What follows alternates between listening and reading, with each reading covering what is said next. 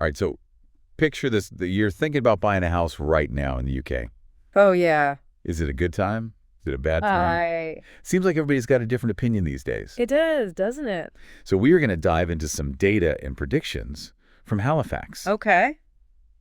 the UK's largest mortgage lender, to see if we can kind of suss out what's going on. Sounds good. They just released some really fascinating insights into property values and even a glimpse into what the market might look like in 2025. Cool. Plus, we've got some pretty big news for first-time buyers about stamp duty changes that could really affect your plans. Yeah, those stamp duty changes are going to be a game changer for a lot of people out there. Yeah, they really are. So, But let's start with the overall market picture. I think that's a good place to start. yeah, so Halifax is reporting that UK property values have bounced back in January Okay. after a little dip in December. Interesting. Annual growth is around 3%, Okay. the weakest since July 2023. But still, it seems like things are kind of ticking along, It does seem that way. Yeah, and I think what's interesting is, according to Amanda Bryden, who's head of mortgages at Halifax, All right. demand for new mortgages is actually really strong. Wow. So this tells us that even though the growth has slowed a little bit, people are still eager to get on that property ladder. Makes you wonder what's driving that demand. Doesn't it?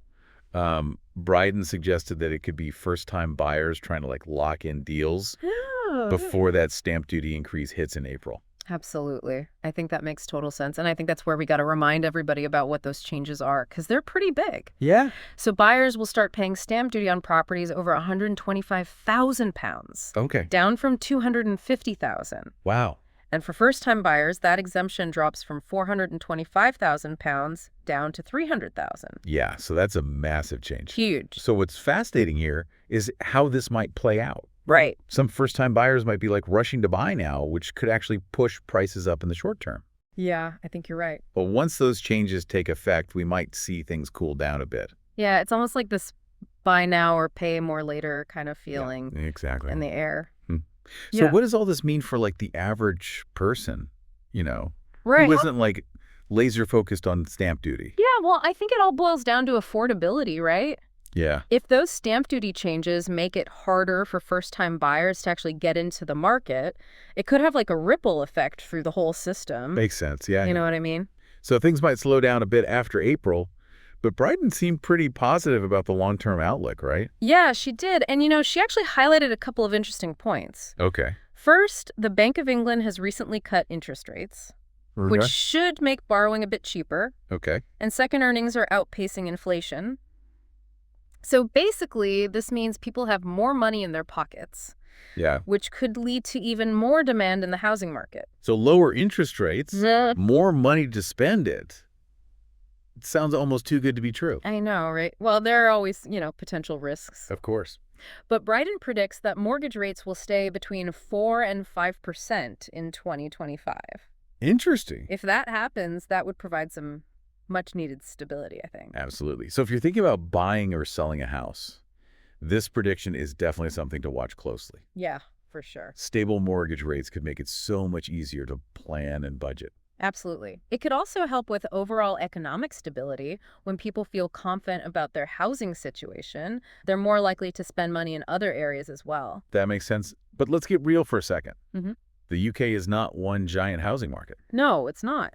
Prices and trends can look totally different depending on where you are. Absolutely. So what are some of the regional variations that we're seeing? Well, London is still the most expensive place to buy, Oh, really? with an average house price of over £548,000. And that's a 2.8% increase from last year. So still a pretty hefty price tag. Yeah, that's a lot of money. But guess where he saw the strongest growth?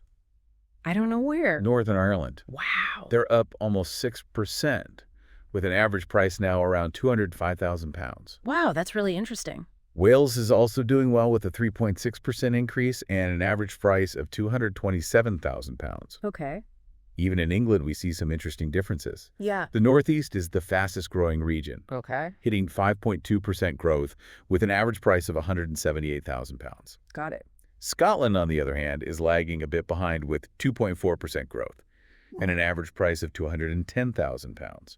So it really does pay to look beyond those national headlines It's and see smart. what's happening in your local area. Absolutely. Yeah. So what factors might be driving these regional differences? Well, I think it's a complex mix. Yeah. Economic factors definitely play a big role. Oh, Areas with strong job growth and investment tend to see higher demand for housing. Migration patterns are another factor. People are moving around for work, for lifestyle, for affordability, and that obviously shifts demand in different regions. yeah.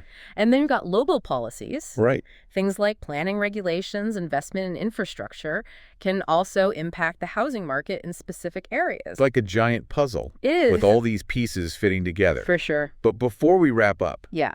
we have to mention something important. All of this data is based on Halifax's mortgage lending.